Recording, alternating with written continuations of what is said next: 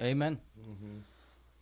So what do you think about the stand that Disney's taking on the anti-child grooming bill? Right, yeah. They're for grooming little kids with sexually, teaching them with porn pronouns books and stuff like that. Kindergarten. Yeah, kindergartners. Yes. I mean, talk about losing your way. No, dude, it's demonic. It is absolutely Walt demonic. Disney would have a fit if he knew what was going on.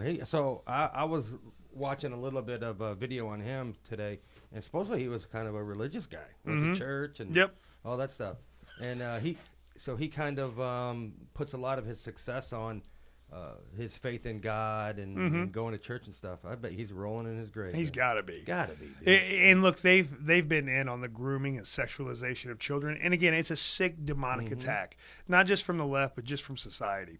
What is keeping this pornographic material and this absolute disgusting acts legal in schools is the obscenity exception. It's the obscenity exemption that is lawful throughout so many states. And again, it's just we are in a war. We're in a war culturally, but we're in a war for our children. You know what I mean? If the enemy can't take them out in the womb, they will indoctrinate them into thinking that there's 57 genders, into changing God's basic design for their biology, and to getting them involved with all this new age crafty voodoo.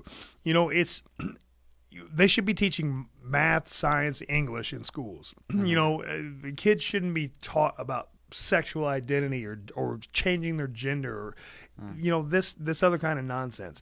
You know what I mean? If whatever somebody wants to be sexually, look, it might not be what you and I agree with. They have that right. They have human rights to live. But they don't need to force that lifestyle or push that, especially on the youth of America. Well, the thing about little kids and kindergarten, like a kindergartner, in a couple of days you can convince that kindergartner that he's a boy and he's a girl. Yeah, and they're trying to get them to not talk to their parents about it. And that's why there's been some good legislation that's been introduced. But again, it's an incremental step, kindergarten through third grade. Yep. What about the fourth grade, fifth grade, sixth grade? You know what I mean? Like that's the first thing I said. So we're compromising. You know what I mean? Again, we need cameras in every classroom is what you need. Yeah, and that's the thing. This bill was obviously necessary because it's absurd having letting teachers talk about kids. Oh, you're this gender, you're that gender, and that explicit content. But why couldn't they ban it for?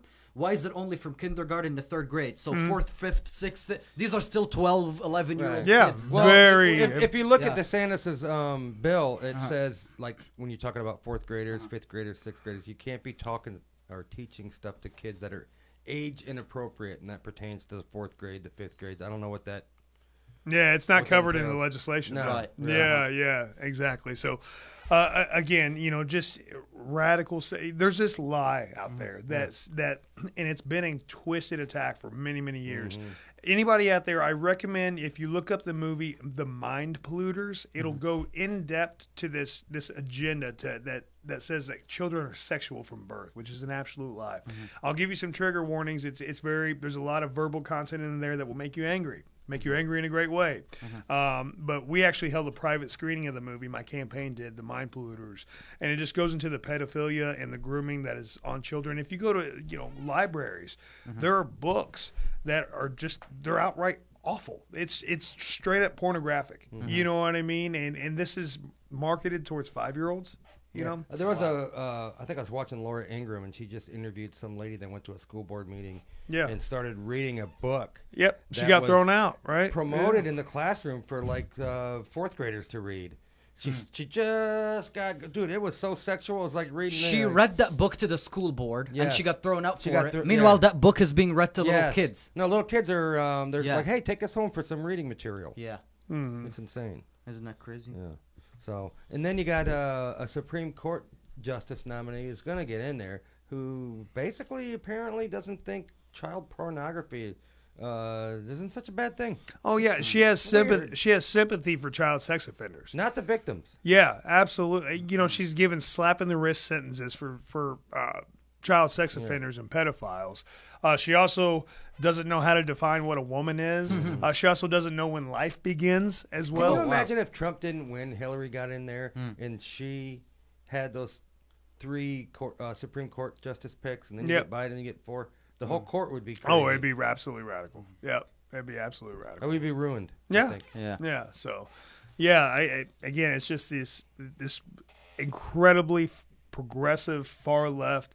That it's not the Democrat Party of the '90s. No. It's definitely not. No. So I see. So do you think that underlying all of this is what's going to pop up is pedophilia? It's just a gender, guys. Mm-hmm. Well, don't you think that's the goal there, to get everybody used to thinking that, you know, having an intimate relationship with a kid, there's not really anything wrong with that. Well, there's an agenda on the left to make pedophilia a protected class. Wow. Can you imagine that? They want to make it a sexual identity. Mm-hmm. You know what I mean? That is, they want to normalize it. They're trying to normalize pedophilia. They should have taken our guns away from us first before they tried that. Right, exactly. So, if you commit a sex offense on a child, in my eyes, you should spend the rest of your life in prison. Yeah. Mm-hmm. Absolutely, no questions asked. Did you hear about Grady Judd over there in Polk County? Yes, he just did this sting last week. Yep, where he was baiting these guys in by. Online. Yep, the Johns.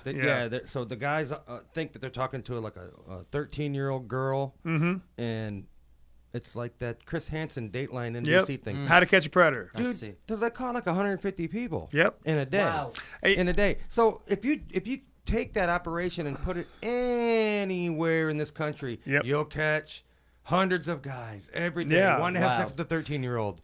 It doesn't, dude. If you drop that pin right here where we're sitting, and you set up this operation, you're gonna catch hundreds of guys. It doesn't matter where you do it, dude.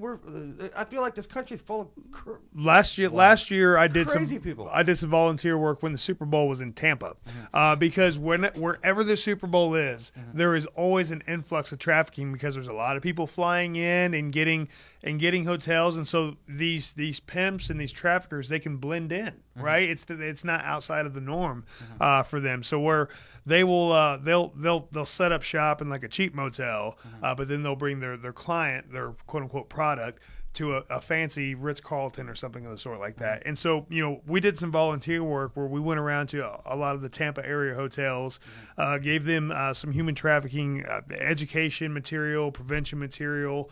We gave them bars of soap that had the human trafficking hotline on it to be put into hotel rooms. So that way, if somebody is a victim and, you know, they're in the bathroom, they can see the human trafficking hotline number, and that way they can call that and they can get help right away. And just there was a lot of busts during the Tampa Super Bowl. Wow. Also, when WrestleMania was in Tampa, same thing. Wherever there is a large sporting event or a large festival, there's going to be an influx of human trafficking, and that's when to be on the lookout. Wow. Yep. Okay. So again, if you're at a rest stop or anything of the sort like that, and you just notice something doesn't seem right, you know what I mean, where you just have that gut feeling, you know, I encourage you, you know, call the human trafficking hotline, because you never know, you know, you could be saving somebody from a potential, you know, potentially deadly situation. I see. Yep. And that work was with the Operation Underground Railroad? Yes. Yep. It sure was. Yep. So I want to go back to the previous thing we were talking about.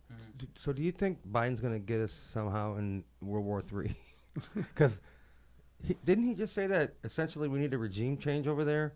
And didn't he just somehow blurt out that talking about our troops? Hey, because he was talking to them over there, saying, hey, you're going to see this, you're going to see that when you get over there. Is he going to send troops into Ukraine?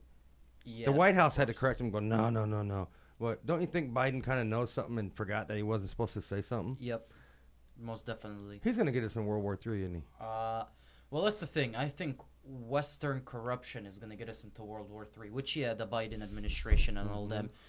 It shouldn't be, any of our business what's going on over there. All right.